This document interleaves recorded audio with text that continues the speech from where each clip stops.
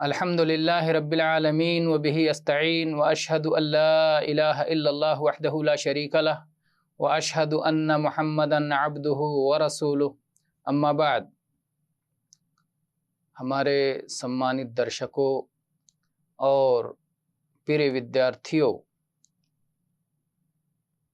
پوترتا کے نیموں کے سمبندھ میں آج کے کال کھنڈ میں ہم پوترتا کے کچھ سوبھاوک نیم بیان کریں گے، جس کو عربک بھاشا میں سنن الفطرہ کہتے ہیں۔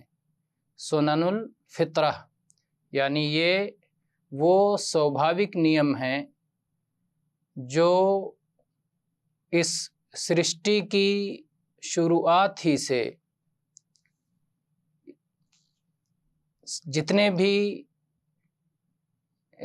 سندیشٹا آئے سب لوگوں نے اس کو اپنایا ہے، اور یہ ایک طرح کی عبادت ہے، پوجا اور آرادھنا ہے، بھکتی ہے، لیکن یہ سوبھاوک ہے اور سب کے لیے سادھارن طور پر ہر کسی کے لیے ہے۔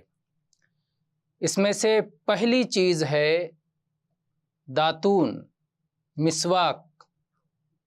پیلو کی نرم لکڑی ہو یا زیتون کی ڈالی ہو یا کسی اور ورکش کی ڈالی اور نرم لکڑی ہو، نیم وغیرہ کا بھی ہو سکتا ہے۔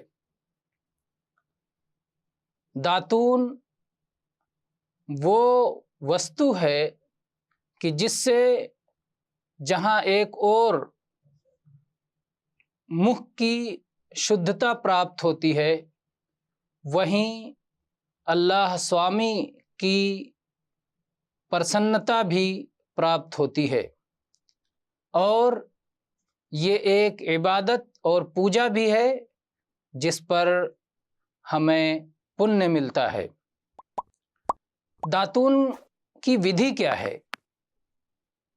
داتون کا آچار اور ودھی یہ ہے کہ منشیہ اپنے داہنے یا بائیں ہاتھ سے داتون کو پکڑے اور پھر اپنے دانتوں اور مسوڑھوں پر اسے پھیرے، اس کے مادھیم سے اپنے دانتوں اور مسوڑھوں کی صفائی کرے۔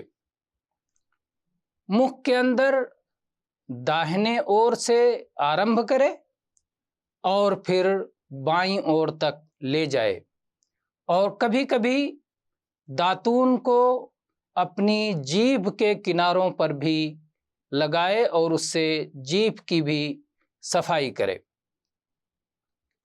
داتون کرنا ہر سمے سنت ہے اور اس کے کرنے پر پنیہ ملنے والا ہے، لیکن پرنتو وشیش طور پر وضو کے سمے، صلاۃ کے سمے، پوتر قرآن کی تلاوت کے سمے، گھر کے بھیتر پرویش کرنے کے سمے، اور راتری میں اٹھ کر تہجد پڑھنے کے سمے، اور جس سمے منہ کا سواد بدل جائے اس سمے وشیش طور پر داتون کرنا سنت ہے۔ ابو ہریرہ رضی اللہ عنہ چرچا کرتے ہیں کہ اللہ کے سندیشٹا صلی اللہ علیہ وعلی آلہ وسلم کا اپدیش ہے، لولا ان اشق علی امتی لامرتہم بالسواک مع کل صلاۃ۔ یہ متفق علیہ حدیث ہے، صحیح بخاری میں حدیث سنکھیا 887 اور صحیح مسلم میں حدیث سنکھیا 252۔ آپ صلی اللہ علیہ وسلم نے آدیش دیا، آپ نے فرمایا کہ اگر مجھے اپنی امت کے بارے میں کٹھورتا کا خیال نہ ہوتا، اگر یہ بات نہ ہوتی کہ یہ میری امت کے لیے جٹلتا کا کارن ہو جائے گا، ان کے لیے مشکل ہو جائے گی، کشٹ پڑے گا، تو میں انہیں ہر صلات کے سمے داتون کرنے کا آدیش دے دیتا۔ اسی طرح سے دوسرا پوترتا کا سوبھاوک نیم ہے ختنہ کرنا۔ ختنہ کرنا کیا ہے؟ لنگ کی سپاری پر جو چمڑا بڑھا رہتا ہے، جو چمڑا بڑھے رہنے کی وجہ سے اس میں میل کچیل اور پیشاب بچا رہ جاتا ہے اور وہاں گندگی جمع ہو جاتی ہے، اس چمڑے کو کاٹ کے پھینک دینے کا نام ختنہ ہے۔ اور یہ پروشوں کے لیے انیوار ہے، فرض ہے، اور مہیلاؤں کے لیے سنت ہے۔ تیسرا سوبھاوک نیم ہے مونچھوں کے بال کاٹنا اور داڑھی کو بڑھانا اور اسے بھرپور رکھنا۔ عبداللہ پتر عمر رضی اللہ عنہما چرچا کرتے ہیں کہ اللہ کے سندیشٹا صلی اللہ علیہ وسلم نے فرمایا، خالف المشرکین وفر اللحى واحف الشوارب۔ یہ متفق علیہ حدیث ہے، صحیح بخاری میں حدیث سنکھیا 5892 اور صحیح مسلم میں حدیث سنکھیا 259 ہے۔ کہتے ہیں مشرکوں کا، بہودیو وادیوں کا وروਧ کرو، داڑھی کو بھرپور اور بڑا رکھو اور مونچھوں کو کتر کے چھوٹا کرو۔ چوتھا سوبھاوک نیم ہے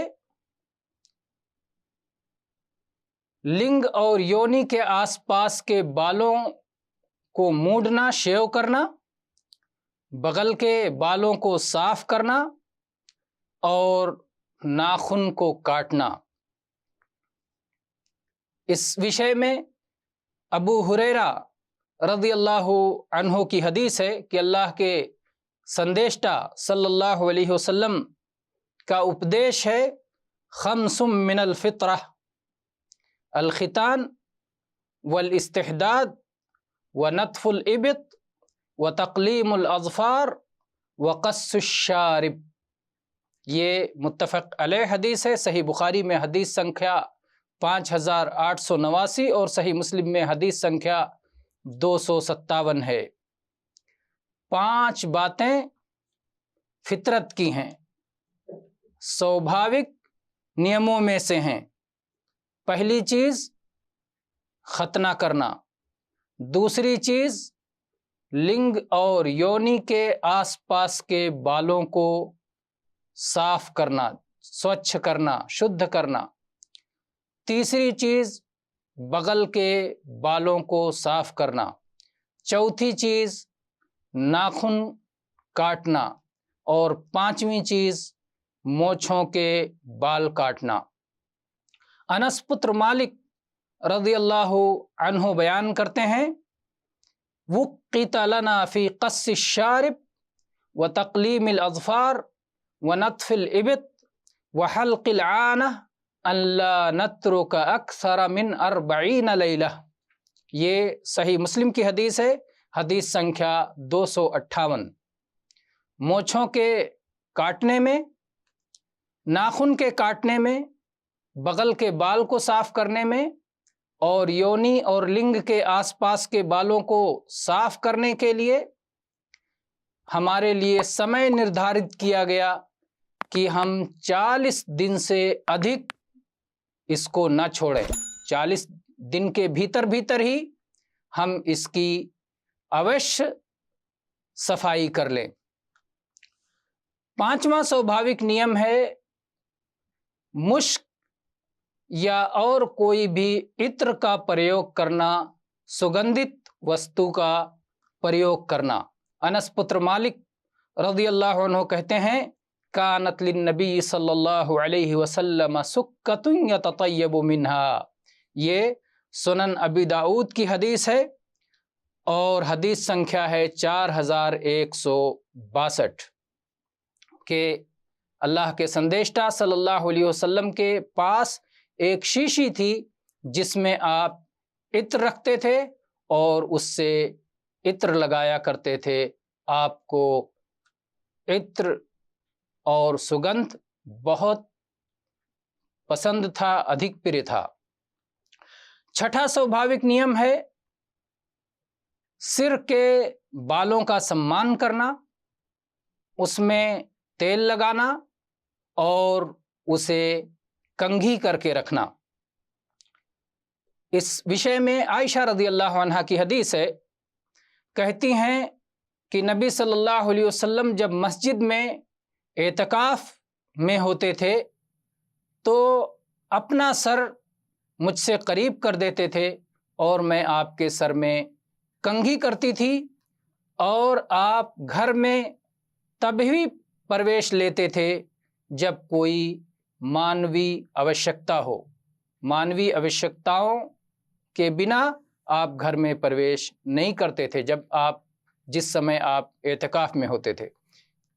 यह हदीस मुत्तफ़क़ अलैह है। सही बुखारी में हदीस संख्या है 5925 और सही मुस्लिम में 297 अंक पर वर्णन है। सर के बालों के बारे में ये ज्ञात रहे कि क़ज़ा हराम है। क़ज़ा का अर्थ यह है कि सर के कुछ हिस्सों को शेव कर देना, मूड देना, और कुछ हिस्सों के बालों को छोड़ देना। तो ऐसा करना इस्लाम में निषेध है, वर्जित है, मना है।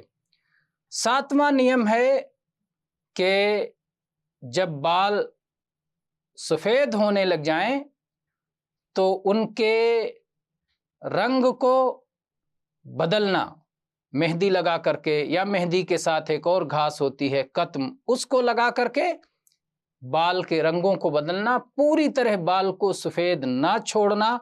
इस सिलसिले में अबू हुरैरा रज़ियल्लाहु अन्हु की हदीस है कि अल्लाह के संदेशता सल्लल्लाहु अलैहि वसल्लम ने फरमाया, इन्नल यहूद वन नसारा ला यसबुगून फ़खालिफूहुम। मुत्तफ़क़ अलैह हदीस है। सही बुखारी में हदीस संख्या 5899 और सही मुस्लिम में हदीस संख्या 2103 है।